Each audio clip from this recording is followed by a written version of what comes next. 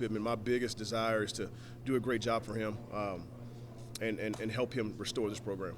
No, Bob, listening to that, I got one more question. I was just wondering if it's everything like kind of envisioned so far. It's exceeded my expectations. You know, I'd never, outside of recruiting Little Rock here a handful of times, I'd never stepped foot in Fayetteville. And I can tell you this place is not second to anyone in the country. And it's the fourth school that I've worked at in the SEC. You know, having played at Oklahoma, this thing is unbelievable. It's an easy sell. I think when we get kids on campus here and they can see the facility, they can see the support, they can see the desire that our fans have, it's hard to tell us no. I think we're going to continue to get better and better and better. You know, players in here, we're going to develop them, we're going to treat them right, and I think we're going to get this thing rolling faster than people give us credit for. Thank you. Hey, Bob, good to see you. I'm actually a Mizzou grad. Oh, there you go. Hey, sorry, good to meet you. Yes, sir. Yeah, I mean, Sam, you know, there aren't a whole lot of offensive line coaches get head coaching jobs. How cool is it, with you as an O-line coach, how cool that Sam gets this opportunity? Well, it's cool because really he's the right person for it, you know, and it's so neat when you see good things happen to good people. You know what I mean? Coach Pittman has earned the right to be here, and it's for no other reason than how he's treated people along the way. You know, how he made people feel, his ability to attract people to want to be around him. He's got an infectious personality. He's probably the most genuine human being I've ever been around, particularly in this profession. He's a man's man. He doesn't have an ego. He's not going to walk around with his nose in the clouds. He wants to roll his sleeves up and go to work. He cares about each and every person that's in this building, from the, you know, All-American senior to the, you know, walk-on freshman, the custodian, you know, the people that, you know, fix our kids breakfast in the morning. He treats them all with respect, and that's what he demands of his assistant coaches. And it's an unbelievable work environment. I'm blessed to be here. Do you have head coaching aspirations, and is a guy like Sam maybe a role model for you? I've wanted to be like Coach Pittman in so many ways. The biggest aspiration I had was I want my players to feel about me one day the way I feel about him. What is my immediate goal? I want to be the best offensive line coach in the country. Coach Pittman, I think right now has walked in those shoes for quite some time, and I have an unbelievable opportunity now to evolve, to grow, to continue to get better. And you know, I want to be renowned for the job that I do coaching the offensive line. Would I like to be a head coach one day? Absolutely. That'd be fantastic. Well, Dabo was a receivers coach. Danny Ford was an O-line coach. It happens. It just doesn't. Everybody always wants to hire the high coordinator. Sure. Or some, even though the O-line coach is maybe the most important guy on the staff. Well, Coach Pitts had an unorthodox path, but I think that he can set a really, really cool precedent. So, you know what I mean? It's no secret that Arkansas's had struggles on the O-line for maybe as long as 5 years now. You see Coach Pittman as the best O-line coach in the country. He picked you to turn this around. You know, what is this challenge like for you? I don't look at it as a challenge. I look at it as an opportunity. I mean, the bottom line is the biggest thing that we have to do to get this thing turned, in my opinion, is number one, we've got to establish a culture where our players are excited to play the game of football. And when you walk around and look at a place like this and you know, the facilities, the support, you wonder how it could have slipped into the way that it has. You know what I mean? And really, to me, it's a cultural deal. You know, having coached against Arkansas the last couple of years, it wasn't necessarily a talent issue or a talent deficit.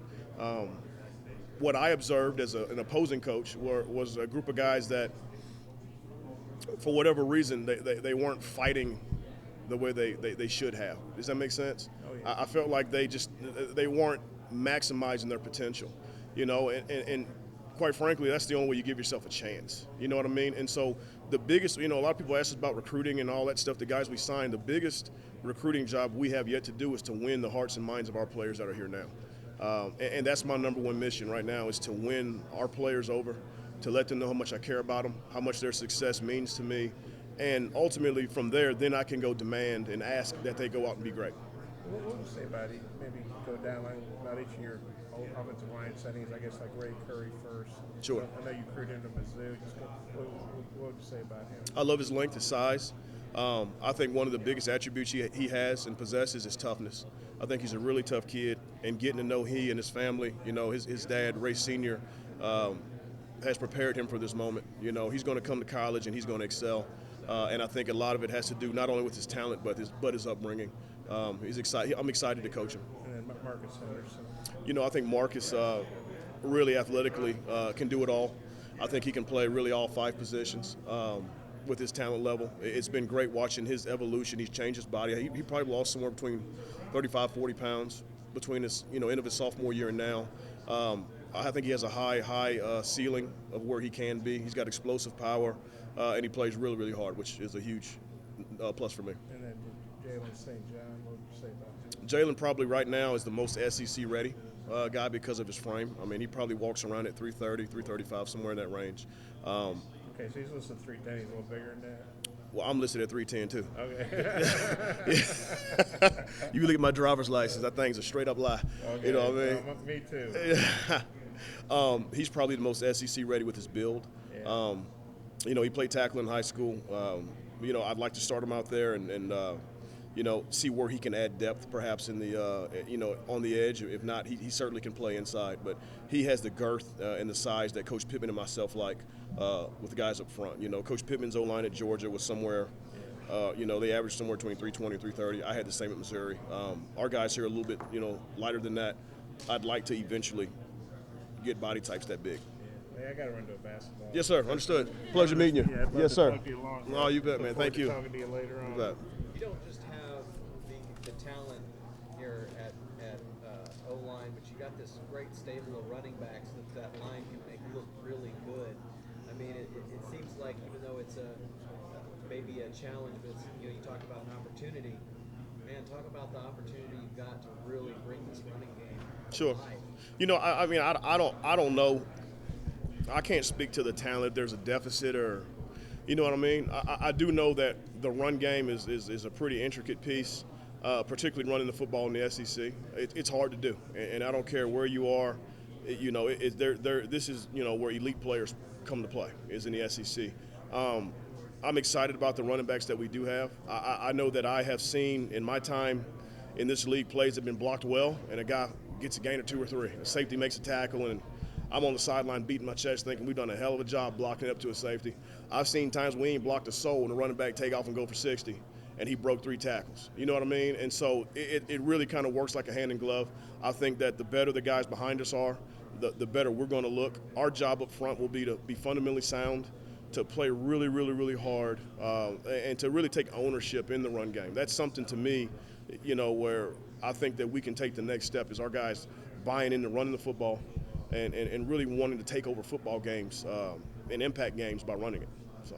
And then, there's the other side of that, which is pass blocking, keeping the quarterback safe from the rush. Sure. How important is that going to be? Well, it's going to be huge. I think the quarterback position, the SEC, it's a quarterback-driven league, in my opinion, and so with us having Felipe behind us, having signed, Malik, and there's several guys here obviously on our roster, KJ, that we've got to do an unbelievable job of giving them state of mind to stand back there and throw accurate footballs, you know what I mean? And the ownership our guys taking that, to me, is really going to dictate the success we have on offense. We've got to protect them. We've got to keep them upright. We've got to give those guys peace of mind to stand in there and throw the football. And the pass rushers in this league are elite. Every Saturday you're going to go out there and play against some dude that, has a chance to play on Sundays. And my job is going to be prepare the guys to go out there and fight and be fundamentally sound and, be able to go out and execute one play at a time. So much has been said today about a clean sweep. How important is that? Just a fresh start for all of these guys after what they've done. You know what? I think it's everything. I've been a part of several of these kind of, new hires, or you know what I mean, just bringing a new staff on, and the kids don't have any idea what to expect. And I think what Coach Pittman's plan is to, build this thing brick by brick, and it's going to be inclusive, not exclusive. Every kid will have an opportunity to come here and help change the culture. Every kid will have an opportunity to have ownership and make an impact. There is no running guys out of the building or, hey, this guy isn't good enough. Our job is to find what our guys do well and to enhance it and make it better. And so what has happened in the past here, honestly, has not been talked about with our staff or with our players. It doesn't matter at this point. The only thing that matters is where we plan to go, Our guys are in the weight room. They're training. They're changing their bodies. They're hearing a consistent message from the assistant coaches and the head football coach of what we have an opportunity to do this upcoming fall. So I think it is important. It really is just what each one of our players makes of it. If they're invested and want to get this thing going, they'll work that way and they'll show it. If they don't, then things probably won't end well. Handed over the O-line reins to you, and if so, how much will you lean on him because of the mental, the mind that he has? Well, we ain't called one play yet, so at the moment he's handed it over. You know what I mean? I'll say this. For me, when I took this job, the relationship that Coach Pittman and I have, I want and expect his input. I would be disappointed if he completely removed himself from it because of the skill set that he possesses. And yet, I also am aware that he's responsible for 100 other players on the football team. You know what I mean? And so his responsibilities now have, jumped, magnified however many times, you know what I mean? And so I have to be great at what I do, and I know he trusts me to do that. But I certainly would love to fall back and rely on his expertise when the time is needed. I feel very, very confident that I can get this group going and have success.